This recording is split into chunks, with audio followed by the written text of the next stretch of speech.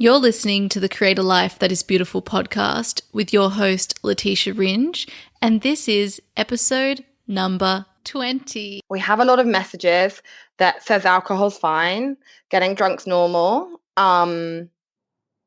life with booze is normal, it's normal to be hungover, it's normal to embarrass yourself when you're drinking. That's cool. It's what you do when you're 20, 30, 40, especially in the UK.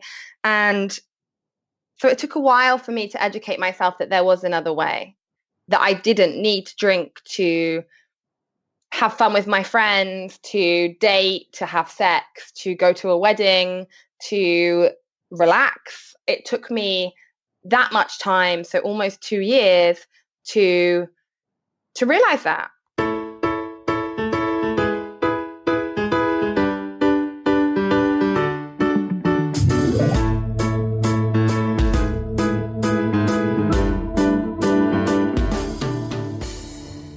Hello, beautiful people. Welcome to episode number 20 on the Create a Life That Is Beautiful podcast.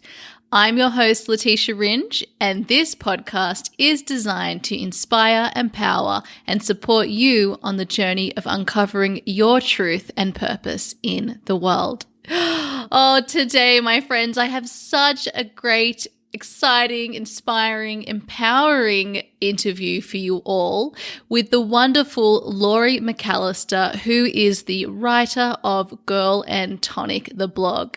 Laurie is, as she mentions on her blog, a 20-something self-acceptance and well-being advocate, living life alcohol-free. She's also a yoga teacher and student, a marketing consultant, and very interestingly, a sober pub bartender. This conversation is so exciting on so many different levels, but before I dive into exactly what we're discussing in this episode, I need to let you all know about an opportunity coming up to work with me during a 2-hour online workshop that I'm running with my friend, someone who I admire and respect immensely, Kelly Track. Kelly has previously been on this podcast. This was on episode number 16. So if you want to find out more about Kelly, go and check out that episode. So this workshop is going to be for 2 hours. It's on the 24th of June. You can join from wherever you are in the world. It'll also be recorded, and we're going to be taking you through how we made the leap from working in corporate to creative. This is going to be such an exciting day. I'm already so excited about it, but really this is everything. We're going to talk through everything that we wanted to know before we took the leap, or to, help us take the leap, because there's a lot that you just really feel so scared about. You feel overwhelmed. You don't know how to answer all the hows. So we're going to be taking you through all of that in 2 hours, and you'll also have the opportunity to ask us questions. So if that sounds like something you're interested in, then please head over to www.leticiaringe.com/workshops, and you will find the link there to purchase your ticket. Oh, so let's now get back to today's episode with the wonderful Laurie Macallister. Laurie and I had such a fantastic conversation. I know that this is going to leave you feeling super inspired. Some of the topics we talk through include, of course, Laurie's journey to giving up alcohol. If you're not familiar with Laurie's blog, Girl and Tonic, she writes about her experience of giving up alcohol, which she gave up at the same time, a couple of weeks before I did, in December 2016. And this was a decision that took her, as she explains in the episode, almost 2 years to make, a lot of periods of not drinking and then drinking again before she made that decision. And at the same time as making that decision, she also started her blog, Girl and Tonic. And it's a very successful blog. She's a great writer. And she talks really openly and honestly about her experience and journey with alcohol.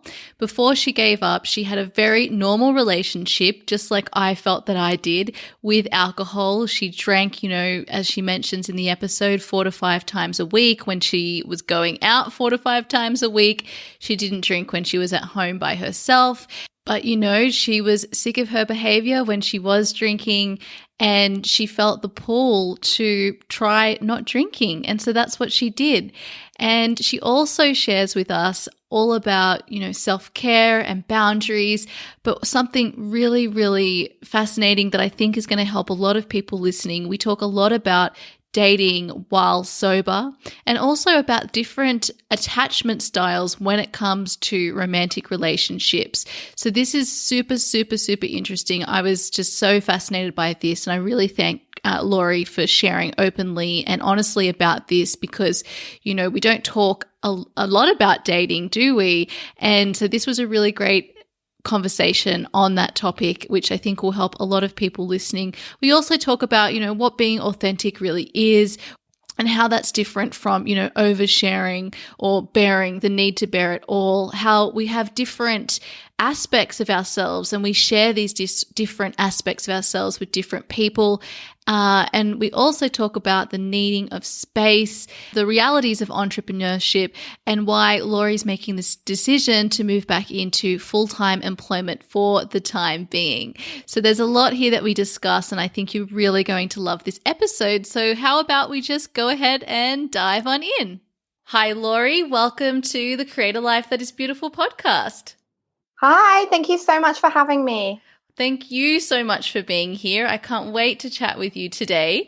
So to get started, could you tell our beautiful listeners a little bit about who you are and what you're currently creating in the world today? Yeah, of course. So my name's Laurie, as you've already heard from the intro. I am a yoga teacher and a blogger and a writer who lives in Norfolk, which, if people are overseas, not in the UK, is in the east of England, and is pretty much the middle of nowhere. So I used to live in Hackney in London for 8 years, and then I recently made the move back to Norfolk. It's been a bit of a change, but I absolutely love it. A little bit of my story is I used to work in marketing in London, and I did that for sort of 4 years. And then I retrained to be a yoga teacher and moved back to Norfolk to teach yoga and live with my little dog and just have a bit more work-life balance. And it has been pretty great. I have been sober for coming up to 18 months, a year and 5 months, I think, at the moment, which was a big driver for that decision. I think in deciding to stop drinking, I looked at a lot of my life, and you have a lot more clarity when you aren't hungover every weekend to think what you want from life. So that's sort of me in 30 seconds. Thank you very much for that introduction. So, yeah, I'd love to talk to you a little bit more about what was happening at the time that you made the decision to stop drinking. But also, I think it would be really great to let our listeners know what your relationship with alcohol was like before you stopped drinking. Of course. So I always say that I probably, for the UK, for London, drank in a pretty normal 20-something way. So I didn't drink every day, and I didn't drink in the morning or any of those sort of typical signs that you would have been fed by the media that means that you've got a problem with alcohol. So I just sort of binge drank with my friends at the weekends or when I had a bad day. I would quite often drink, 4 or 5 times a week because I would go out 4 or 5 times a week. But I was drinking a lot and I wasn't very happy in myself. So whereas lots of people can drink 4 or 5 times a week, I think, and feel okay about it, I was drinking 4 or 5 times a week and feeling pretty shit about it. This kept building up to the point where I was like, I don't know what I'm doing with my life. I probably had that sort of quarter life crisis where I was getting more into knowing more about myself, becoming more conscious about what I was doing, engaging with life coaches and a lot of yoga material online. And I came across a blog post on Mind Body Green one day that talked about someone who'd given up alcohol and how it had changed their lives. And that just sort of started a little fire in me, I suppose, or not even a fire, but like a niggling feeling that said, hang on a minute, I could not drink and my life wouldn't be over. Whereas I think before that time, I'd always thought drinking's what everybody does. I love drinking. My identity was quite wrapped up in wine and going out for nice meals and drinking cocktails. So I didn't really know what my life would be like without it. So from that, that's where I sort of began to think about stopping drinking. I was talking about this the other day, and it took me, so if I've been sober 15 months, I think I started thinking about not drinking in earnest at the beginning of 2015. I had done dry January, and then I found this blog article that I saw, and I sort of went down a rabbit hole and finding things like Hip Sobriety, Holly's blog, 1 Year No Beer, and I started to engage with people who'd stopped and meeting. I met one lady who I knew had stopped, and it took me until December 2016 to actually then stop completely. So during that time, my consciousness was raising on the negative effects of alcohol, but I wasn't quite ready to quit. I would quit for small periods of time. I stopped, I did dry January in 2015, and I didn't drink again until I think the middle of March. But then I did drink, and I drank a bottle of rosé at lunchtime with my work colleagues to myself. They also drank a bottle of rosé each, and had a bit of a crying meltdown, and suddenly realized I was like, oh, I felt really good for 90 days. And now I feel like shit. But it took a long time for me to sort of convince myself that it was the right thing to do. I think we have a lot of messages that says alcohol's fine, getting drunk's normal, life with booze is normal. It's normal to be hungover. It's normal to embarrass yourself when you're drinking. That's cool. It's what you do when you're 20, 30, 40, especially in the UK. And so it took a while for me to educate myself that there was another way, that I didn't need to drink to have fun with my friends, to date, to have sex, to go to a wedding, to relax. It took me that much time, so almost 2 years, to realize that. And that's often what I say to people when they talk to me. You know, life, it's not an overnight decision, I don't think, or at least it wasn't for me. Like, some people can just change their mind and the next day be like, right, I'm done, I'm over. And in some senses of the word, it does only take one decision. It took me one decision one day to say, right, I'm never drinking again. And I haven't since that day. But it took me almost 2 years of deciding or of learning, of educating myself to different ways of thinking. Were there any other periods in those 2 years where you had, a period off drinking? Yeah, within those 2 years, I had quite a few extended sort of bouts of sobriety. I'd give up for a month or a few months. And then I'd drink and the cycle would sort of continue, and I'd go back to drinking a bit or a lot. And then I would be like, right, no, enough is enough. I'm stopping. And then I'd start again. And it was sort of this, because I had people around me. And I mean, I still have a lot of my friends from my drinking days who are really good friends of mine, and our relationships have got deeper. But everyone just says, well, your drinking's fine.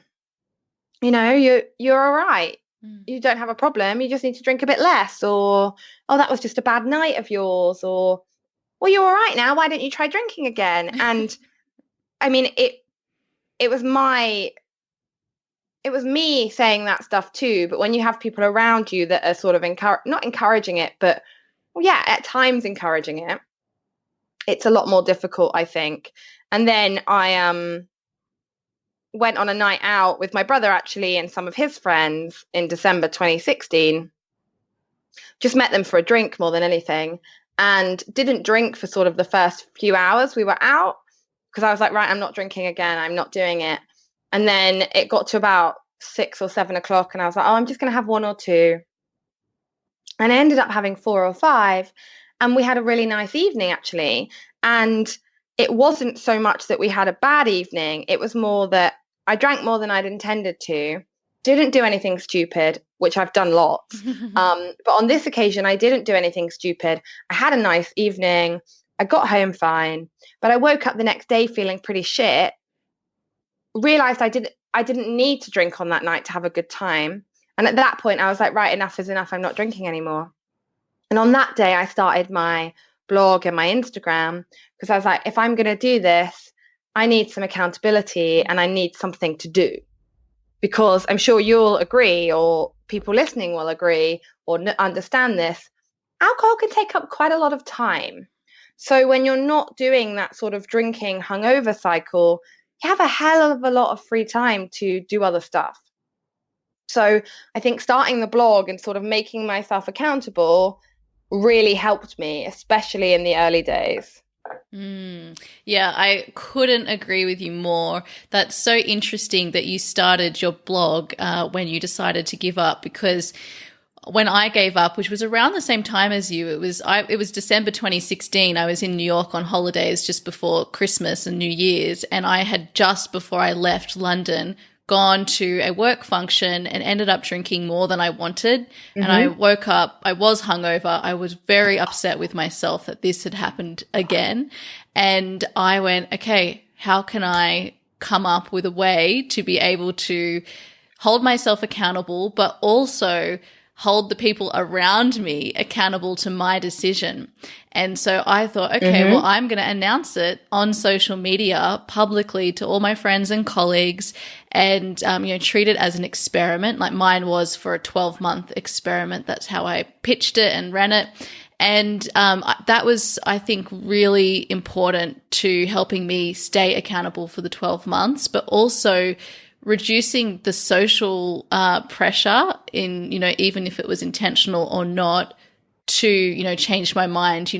People still would ask, just go on, just have a drink, but nowhere near where it would have been had I not done that.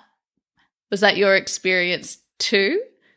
Yeah. So, well, I started my my blog and Instagram originally was sort of separate from my real life. I didn't out myself as such on my personal accounts for a while. Actually, now I've changed my Instagram name, so it's my name. But to begin with, it used to be called Girl and Tonic, which is the same name as my blog. So I actually felt a bit vulnerable when people started to find my Instagram or my blog that I knew in my real life, because I could be really open on Instagram and the blog and not worry about what people thought. But then when people from my real life started finding it, I was like, oh, hang on, this is a bit strange. And also I made a lot of friendships from Instagram. So those people would know me completely as the me I was. And then my existing life would sort of like, they were just learning who I was becoming, if that makes sense. I found the accountability really important, especially in, as I said, those early days. I found, being able to post if I was having a really bad day, or if I wanted to have a drink, or if I was going to an event and I was worried about, maybe being pushed into drinking or bullied into it. But now sort of my life has merged as one, and everybody knows about the blog and me not drinking. But to some people, me as like a sober person, that's me. And then I have other relationships from before where they know me as me, and then the sober thing is like an added extra. Do you know what I mean? Yeah. So I was thinking about that today, about how we're different people to different people. So even though I am completely me all the time, I have people in my life that want to talk to me a lot about sobriety and my mental health and, how I am as a whole. And then I have other people in my life that want to talk about Made in Chelsea and, like just general day-to-day stuff. And both of those I need, and both of those are great.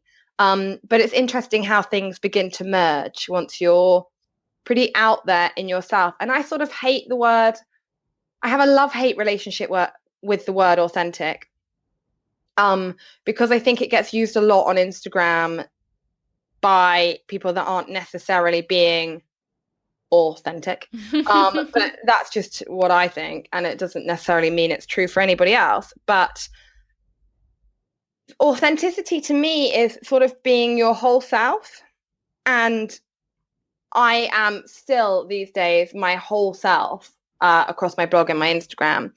There's certain things I don't share. Like, I don't really share much about dating or my private life in that sense, but my emotional self, authenticity to me, especially in sobriety and in sort of accountability, isn't, oh, my life is great all the time, this is what you should be doing.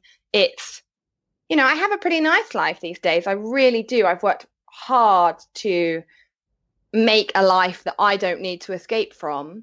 It doesn't mean I don't have a bad day. And it doesn't mean that I think that you should spend your whole time journaling and meditating and going to yoga every day and drinking a green juice. Like, I, as much as anybody else, will have a day when I'm feeling rubbish and I want to lie on the sofa and watch 7 episodes of Suits and eat crisps.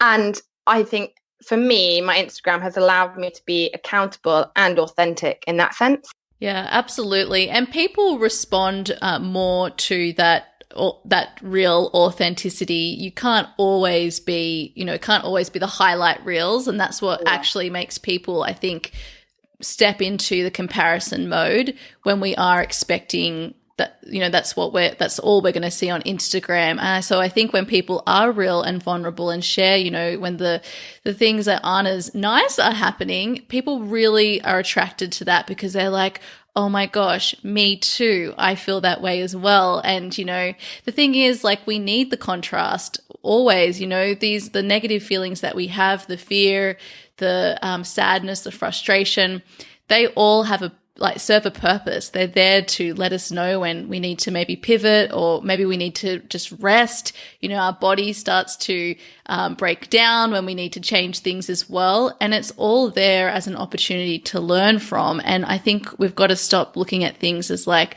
that's positive, that's negative, that's acceptable, that's not acceptable. And as humans, there's so many different facets to our personalities, and to, one day, even just looking at it through, like, with women, with our cycles and the 4 different phases, I feel like I am 4 different people throughout the month. And I think that's really normal. And once you are okay to embrace all of those people that you are, I think there's just a lot less stress. There's a lot of relief. So I really love you talking about that. Thank you so much for sharing.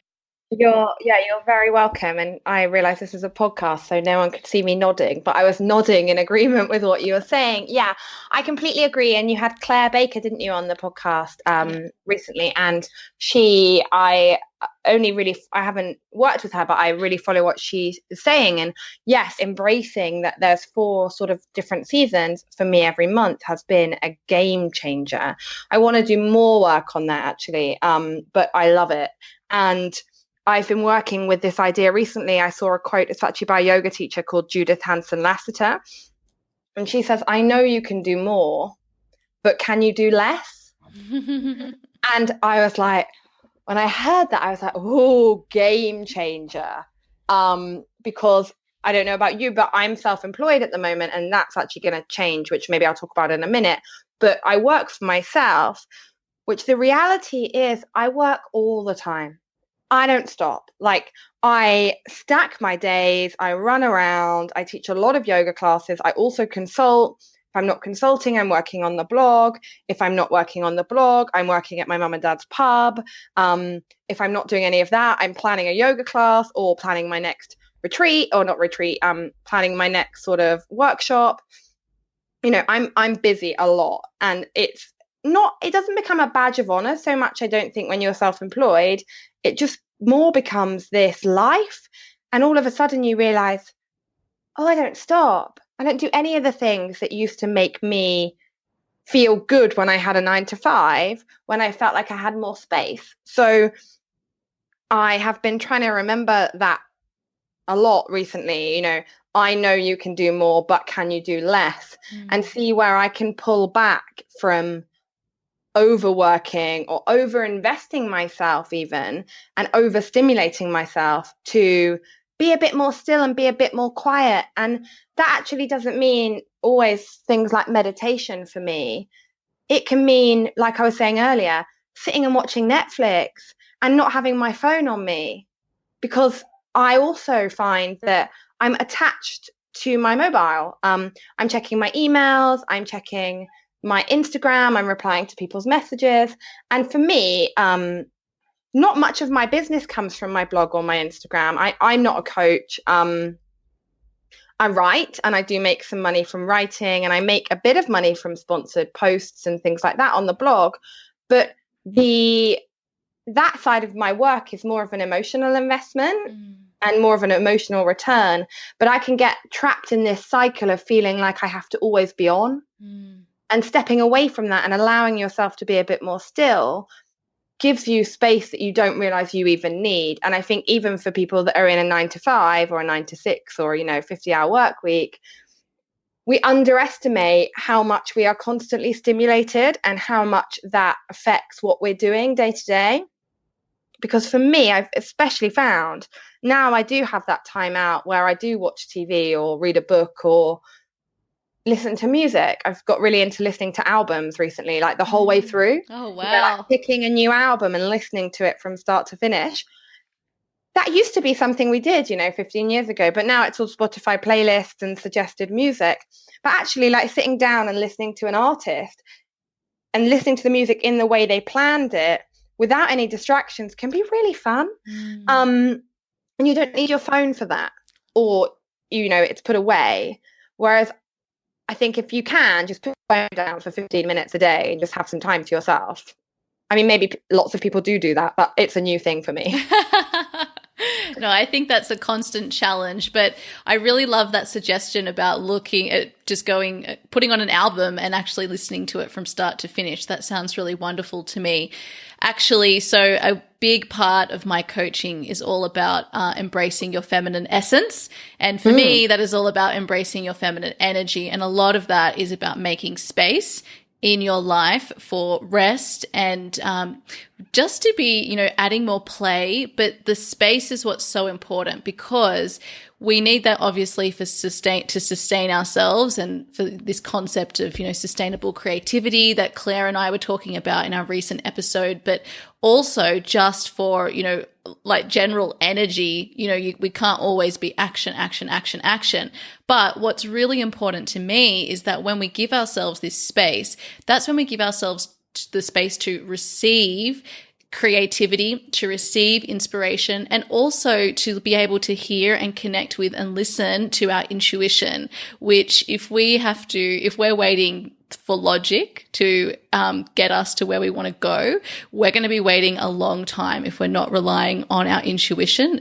I feel like it really allows us to cut through a lot of the crap, a lot of the fluff. And so it's really interesting that you're talking about doing less, because I think that's really important. And also there's so many things that we feel like if we look around at what other people are doing, we feel like we need to be doing all of those. And that can even include our self-care. And then self-care becomes this big onerous list of things that we need to do just to be able to care for ourselves. But by doing that, we're not actually caring for ourselves anymore, because what we really need is the space. And that's what's so important. So that's really interesting. It's also really interesting that with the alcohol, you found it was taking up a lot of your time. And so you start filling your time with other things that, fill you up. And then now you've got to start noticing, where you need to make free time again. This is something that we can sort of replace other things with. We always need to be sort of putting ourselves back in balance when it comes to our space in a world where so much is being thrown at us. Yeah, and I agree with you on what you were saying on self-care, and it just being a bit of this buzzword, and everyone's like, oh, I need to do my self-care today. And it can become this overwhelming thing that you're like, oh, I'm doing stuff because I think I should do it and not because it's what I need.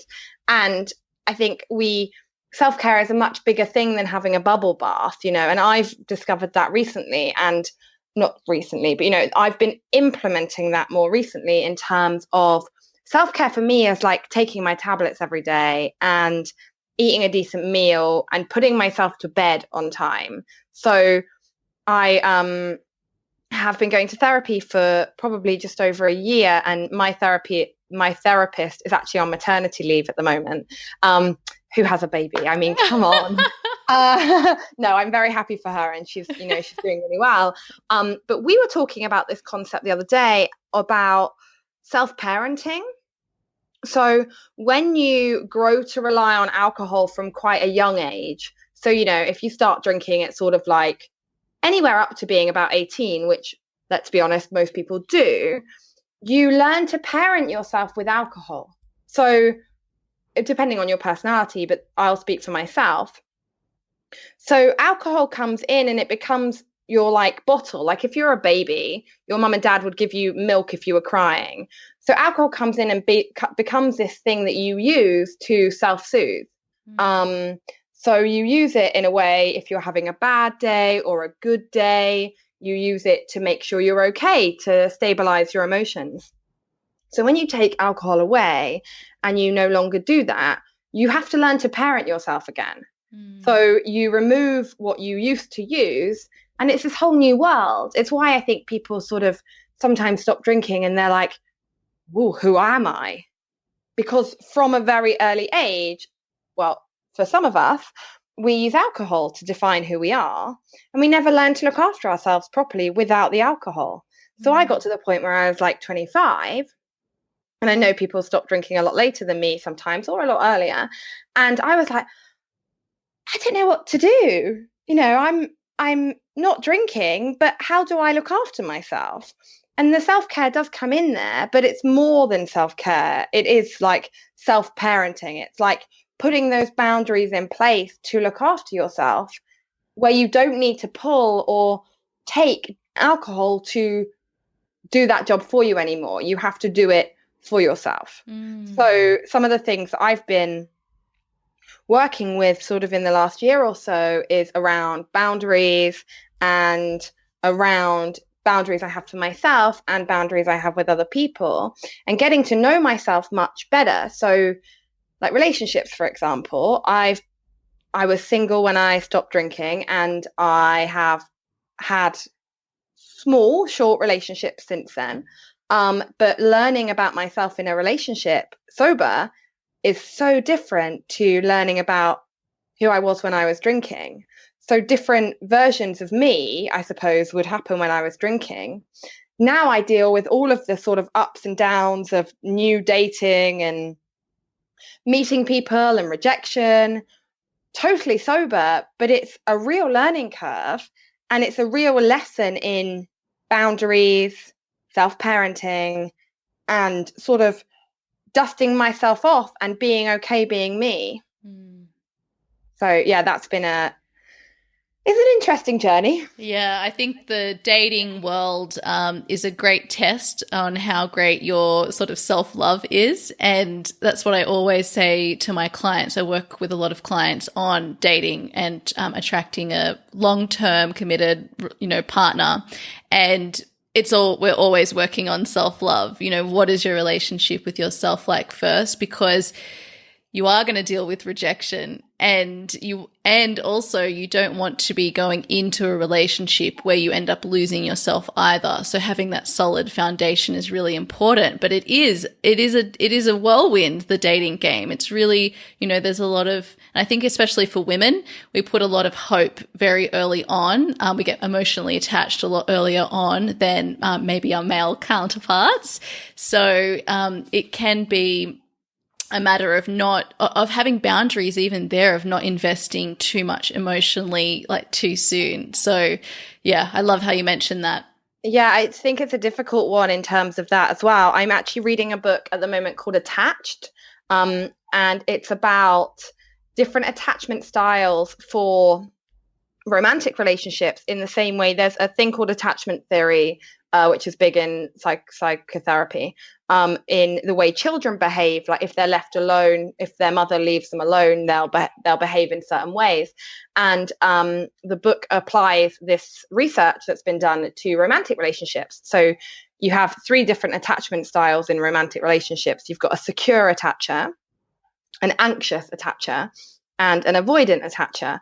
And secure people who have secure attachments, male or female, find it easy to give the other person they're dating what they need, find it easy to communicate what they need, and find, relationships sort of a happy, comfortable place to be.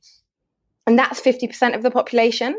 But then 20% of the population is anxious attachments, which is sort of what you were just saying there, which is when you attach very early to someone, you get invested a lot.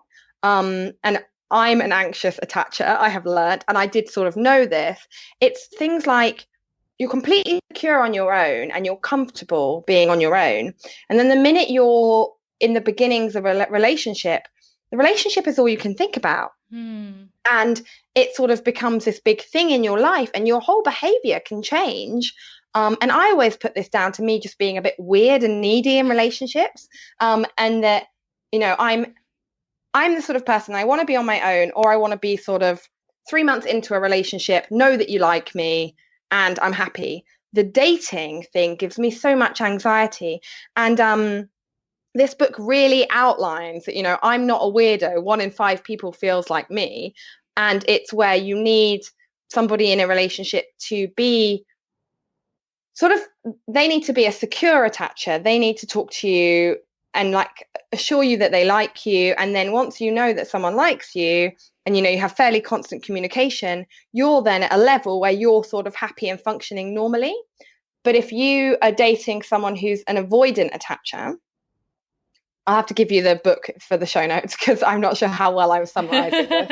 But if you're dating someone who's an avoidant attacher, and the avoidant attacher doesn't want to commit too easily, always wants to have an area of space, even if they're in a long-term relationship, probably gives you mixed signals, can't decide if they really like you, or they probably do really like you, but they don't want you to be close.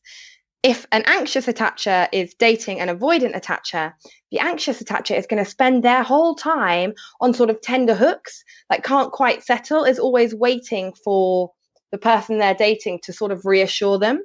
And if they don't get that, you sort of nosedive. So this book is teaching me a lot. And in terms of also not just seeing dating as being a search for the one, I'm going to meet someone, he's going to turn my world upside down and we're going to live happily ever after. It's also about, in those early stages of dating, working out if the person you're dating can give you what you need on an attachment level. So figuring out if they are an avoidant attacher, if their likelihood is that they're going to sort of mess you around. And if you've got that anxious style, knowing that, okay, they're not right for you. You might really fancy them. They might really light you up in that sense, but making the decision for yourself, having that boundary that says, you're not going to make me happy long term. I need to date someone who has that secure attachment style. And that is quite quite sciencey woo-woo way of looking at it, but it's something I'm really working with at the moment as I sort of do want, I think, a long-term, happy, comfortable relationship. But I know for myself, I either need to be on my own or dating someone that it looks like we're heading towards that. The dating game, dating multiple people, not being sure where I'm at, doesn't do me any good. And these are conversations that I can have with myself and with you sober. When I was drinking, I couldn't think about this stuff. I just think, oh yeah, I've had 2 glasses of wine, you'll do. Or, we've been on a date, we seem to be getting on really well now because I'm a bit drunk. Yeah. I don't really have that boundary for myself. I don't know what I need. I know myself so much better now that I can have that sort of conversation and also sort of lay down those boundaries for myself. So, I can talk to the guy I'm seeing and say, okay, if I'm seeing you, I'm not seeing anybody else. I'd rather you didn't. And I need from you to know, that you like me and that we're going to speak semi-regularly. Like, I'd like to talk to you, not like on the phone every day, but I want to hear from you regularly. I don't want to go a week at a time without hearing from you. And if that doesn't work for them, fine, and I'll let that go. But if you told me 2 years ago that I'd be behaving like this in a relationship, I would have laughed at you. I would have gone, what? No way. I just want him to like me. And I'm worried that I'm doing stuff wrong. That's an anxious attacher thing. You worry the whole time that if somebody stops talking to you or leaves you alone or decides they don't want to date you, it's because you've done something wrong and you try and fix yourself. I understand now that that's part of my personality, but I also get that it's not me. I'm just here being me. And if someone finds that attractive, great.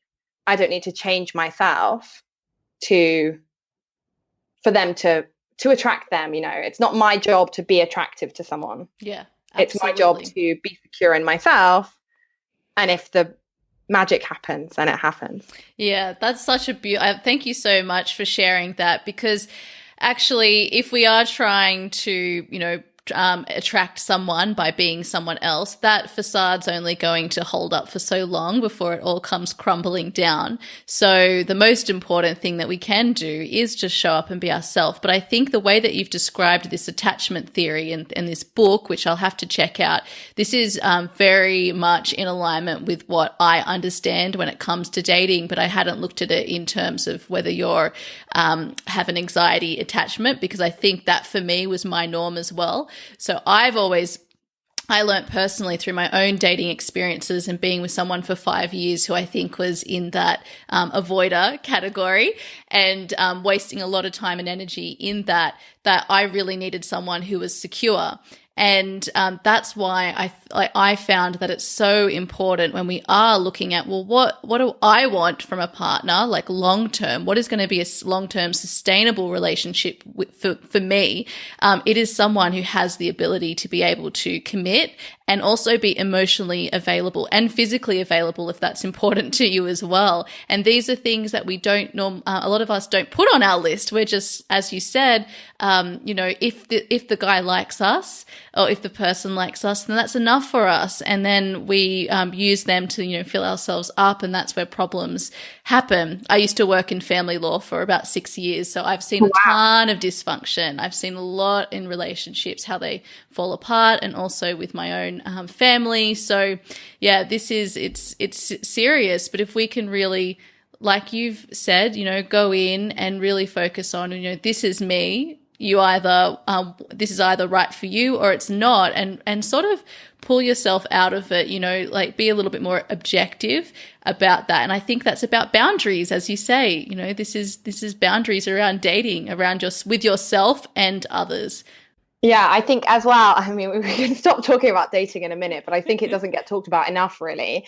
The chances, especially if you're dating when you're a little bit older, and I'm like classing myself, I'm 27, so I'm not saying older. I mean, you're not dating the person that you met at school.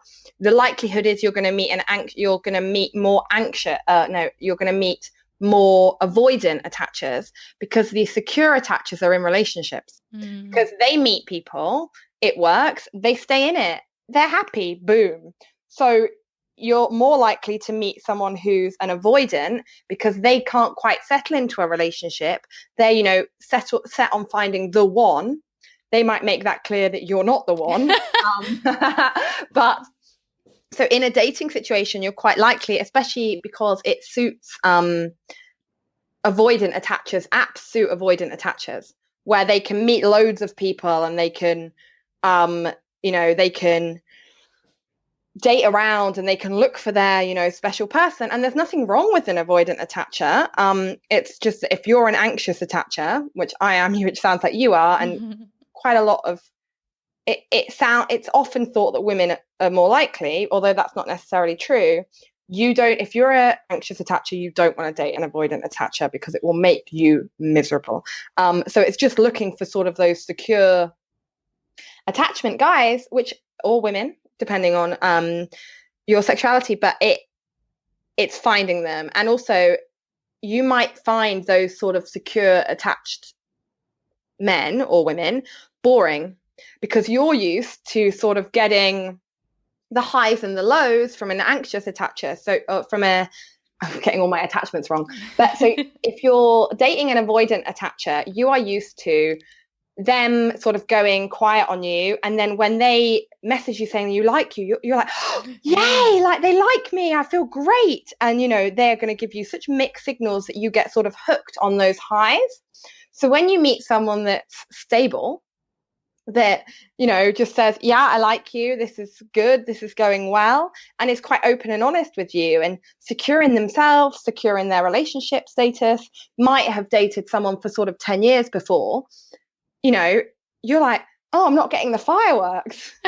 That is so true. We're addicted to the drama of the relationship. And yes, this is why I'm always talking about sustainability, long-term sustainable. Who is going to be that? And neither of you in that sort of dynamic is going to be able to withstand that in the long term, because there's so much energy dealing with those extreme highs and those extreme lows.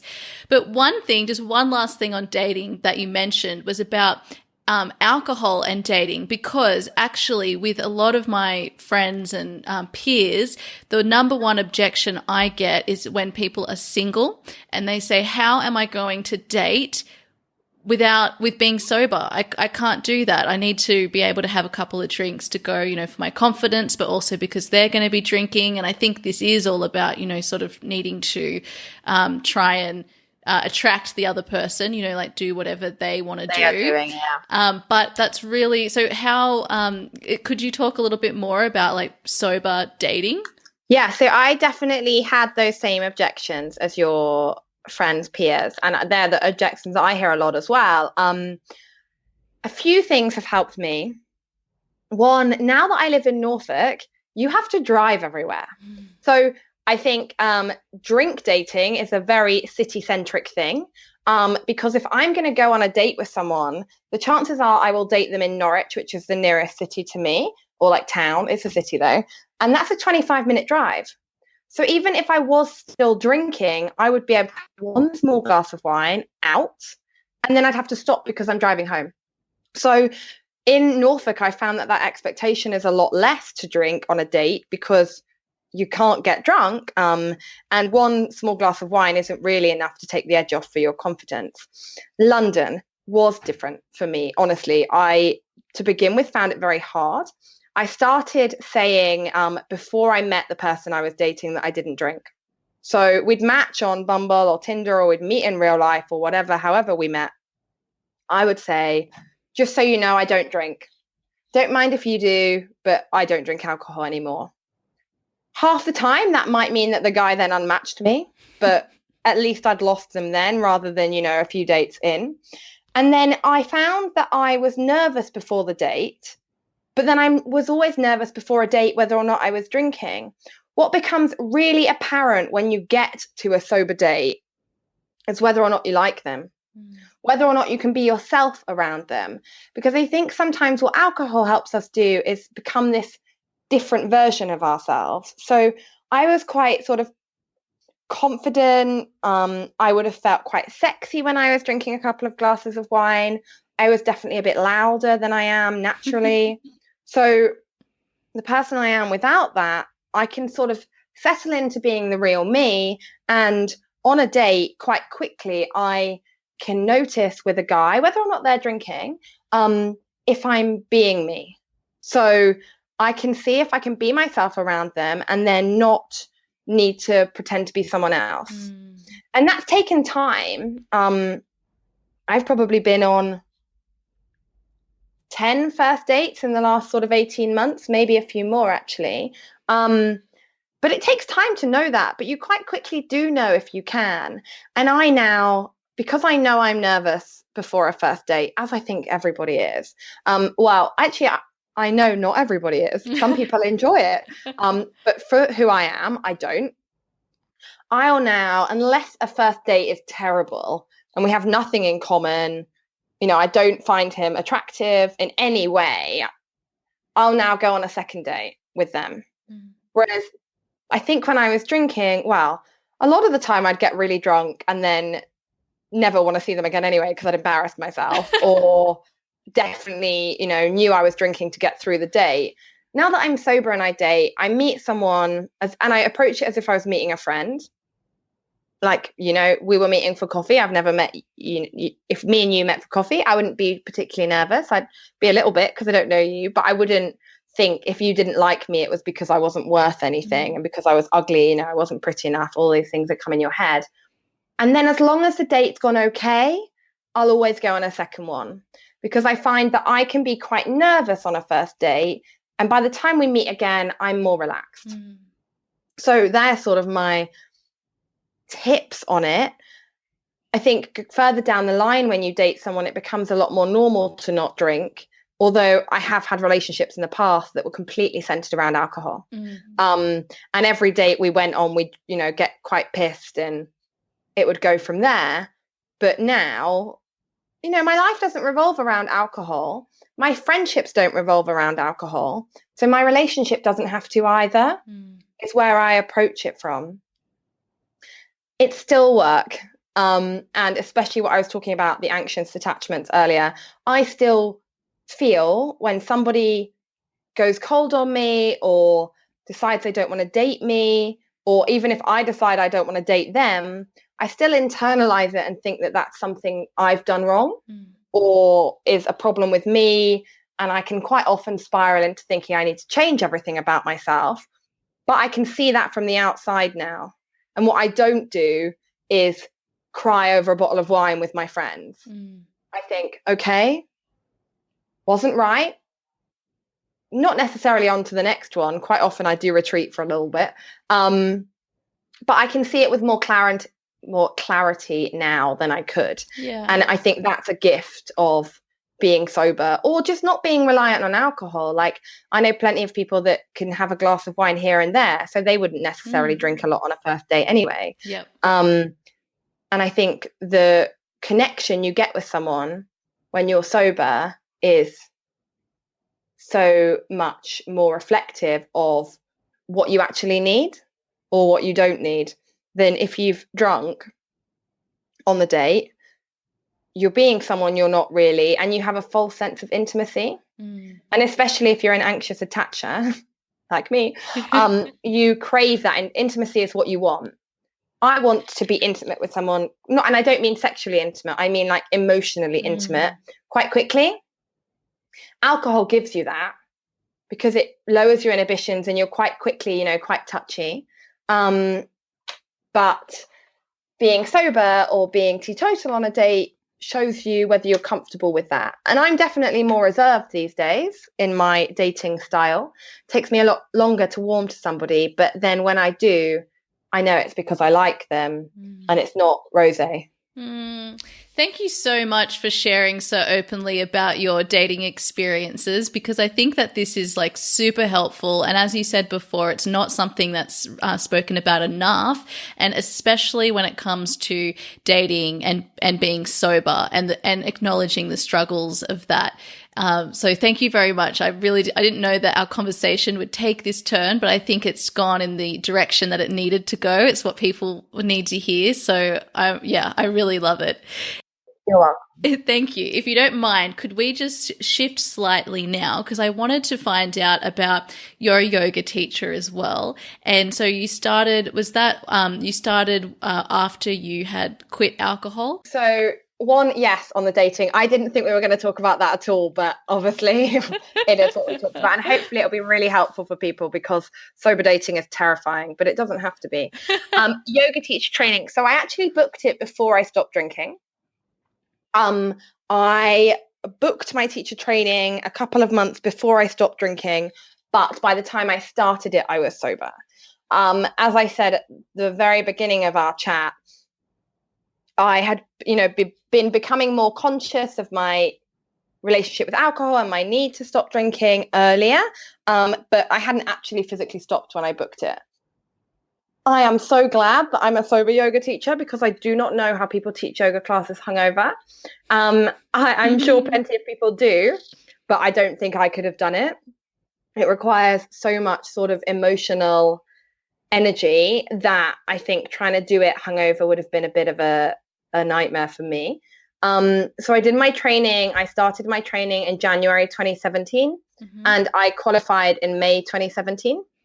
And I've been teaching just over a year now. I went to being self-employed and sort of teaching as more of my income rather than it being supplementary in August 2017. So I was still working when I did my training, and I used to work full-time in marketing. And I gave my notice in and I gave up and I moved back to Norfolk sort of August, September last year. And so since then, I've been doing, I teach between 10 and 14 yoga classes a week now. And I write on the blog and I do a bit of other freelance writing and I do some consulting. And that's how I sort of make my living. And it's pretty cool. That's awesome. And did you say that you're moving into a paid employment? Yeah, so role? I am, and this is sort of hot off the press, new news. I've just taken a full-time role again. It's remote, so I'll still work from home. And I'm going to probably teach 4 yoga classes a week with that. So I'm going to drop some of my classes. It sort of was an opportunity that got offered to me from having a coffee with the guy that runs a business and felt like the right thing at the right time. Loved this sort of stint of self-employment. And if I was honest, I wasn't looking for a role, but I'm sort of a believer of everything happens for a reason, and I suppose quite fatalistic. And because it all sort of came so easily, and because it's remote, I've accepted it more on the basis of what I was saying before. I know you can do more, but can you do less? And I think this will help me to do less and help me, expand as a yoga teacher from the sense that I'm enjoying teaching. I've got more time to plan and I can live my life, around my work week, which will still be at home and I'll still have all the benefits of that, but I'll have the security of a role. And I think that when people dream about working for themselves, there's also a lot of benefits in having a 9 to 5. Yeah, absolutely. It's not for everyone. And also, I think if there is any self-development work or any sort of issues when it comes to like mindset, they're going to come up like massively when you own your own business because there's nowhere to hide. It's all you. And so you can't, blame anyone else for not feeling fulfilled or not getting things done. So that can be really confronting to some people. And like you said, you have to be super disciplined in maintaining space in your day. So I think that's a really great example for people because I think there is this dream of being self-employed, but it's not for everyone. No. And I actually am enjoying it and I would have happily stayed self-employed. And it's been a decision for me to make to accept the role and go back into the role, which I'll start in the middle of June. But it's the right decision for me right now. And also, I know that I can do this self-employed thing. So if I don't like it, I don't feel trapped in a role anymore. I don't feel like it's my life. I've got a life and I have interests outside of work that will remain yoga teaching, writing, being sober. I just appreciate that this job or any job will give me evenings and weekends and time to see friends and more headspace to think about myself and what I want from my life, rather than worrying about my accounts and chasing invoices. And there's definite benefits to both. I have loved working for myself and long term, I mean, maybe I will work for myself again. I don't know, but I'm 27. I can do what I want. Like, I'm going to work for probably another 45 years. So, I might as well try it. I think more of me would have been, I would have felt more regret having not taken this new role and saying what I'm doing than taking it and seeing if it works. And then if it doesn't work, I'll do something else. Exactly. I think we get trapped in lives where we feel like we have to maintain what we're doing or there's no other way. And in reality, as long as you have, enough money in the bank for 3 months rent, do what you want. Like, nothing is ever secure or stable. A full-time role isn't secure or stable. They could make you redundant. You could lose your job. Self-employment isn't secure or stable, but we've got these lives, we might as well do things that we enjoy. Yep. That's a bit over, overarching, but that's where I'm at the moment. Yeah, I love that you're going with what's flowing to you in the present moment too, and that we're also talking about really here the fact that we don't need to marry our careers. We all want to grow. That's what makes us fulfilled. And so we need to constantly be just pivoting and changing as our interests change and following those and exploring those, and then not marrying ourselves to whatever that identity is, so that we're free to choose what the next, expansion and evolution of ourselves is. So thank you so much for that. My final question for you is just, do you have any advice for someone who is maybe listening to this right now and they're thinking, I really want to find fulfillment and meaning in my work, and but I just don't know where to get started? That's a big question. So the first thing I think you need to do is look at what you enjoy about what you're currently doing right now.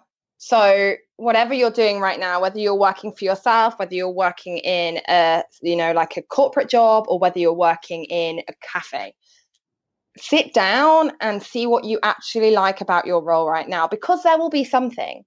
You won't hate every single part of it. You might really like your boss, or you might really like the structure. You might like a constant paycheck. You might like that they give you a budget to do some education. You'll find things that you like about what you're doing now. And then separately, write a list of everything that you love to do outside of work, that things that put you in flow, or even things that you find flow with at your role. So I used to work in marketing, still will work in marketing. And there were certain bits I hated about my job, but there were things that I could do which I loved. Like, I really loved to write content. So I knew that I liked writing, and I knew I wanted to do more of that. And then you just have to decide whether, you need to pivot and do something slightly different in the industry you're in. You need to change some stuff about the role you're in, but you can stay in that role. Or you need to take a step back and do something entirely different.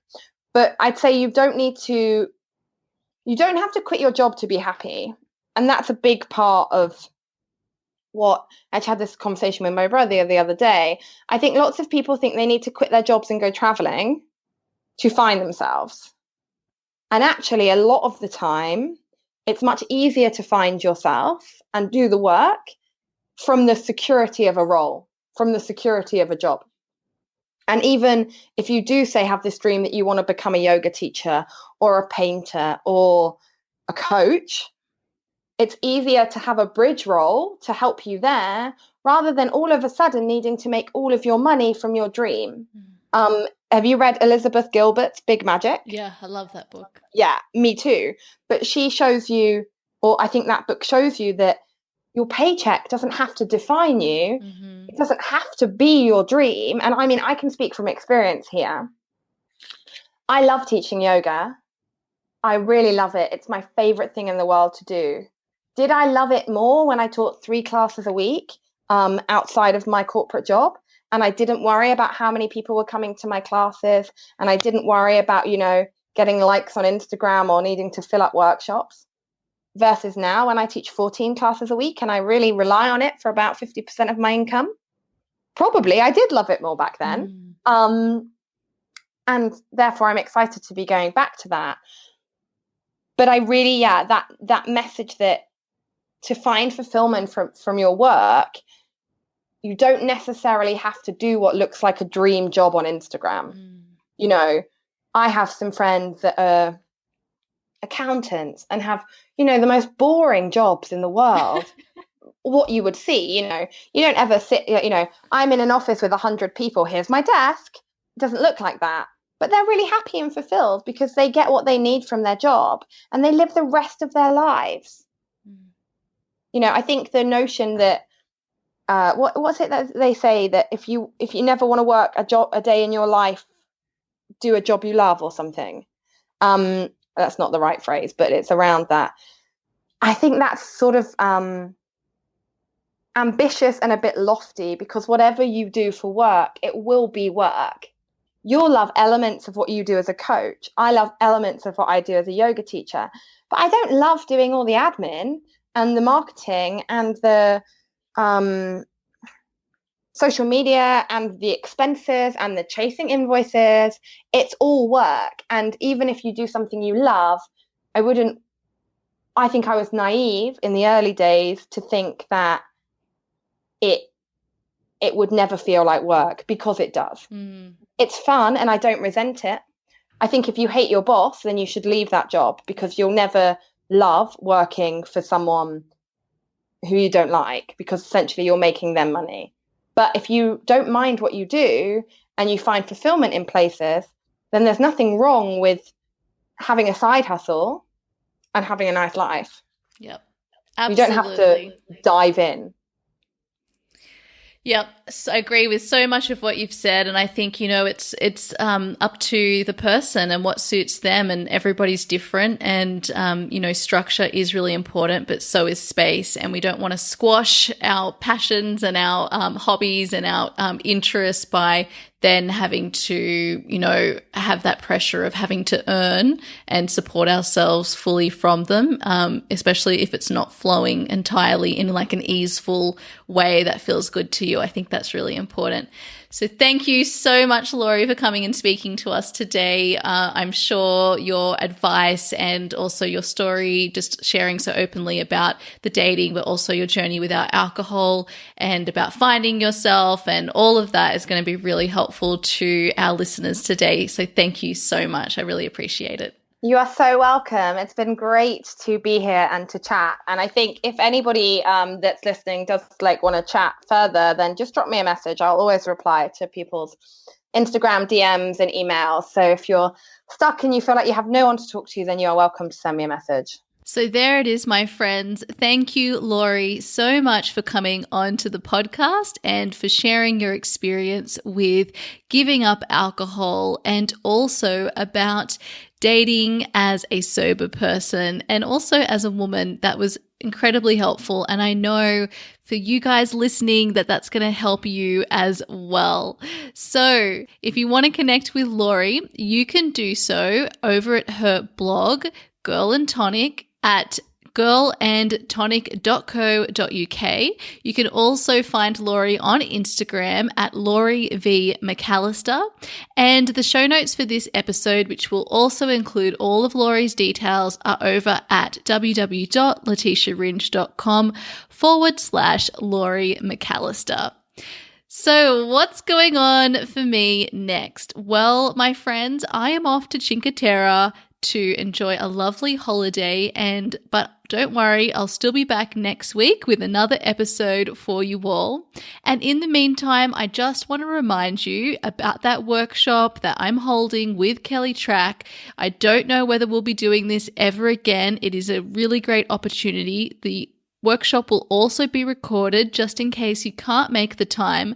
But as I said, I really encourage you to be able to attend, because you also have the opportunity to ask questions, and it's going to be awesome. So I can't wait to help more people make that move from corporate to creative, because I think it is such a wonderful, fulfilling career. And I'm so glad that I made the leap, and I'd love to help you take that too. All right, my friends, I will see you next week with another episode to help you unlock your truth and purpose. Have a great week. Bye.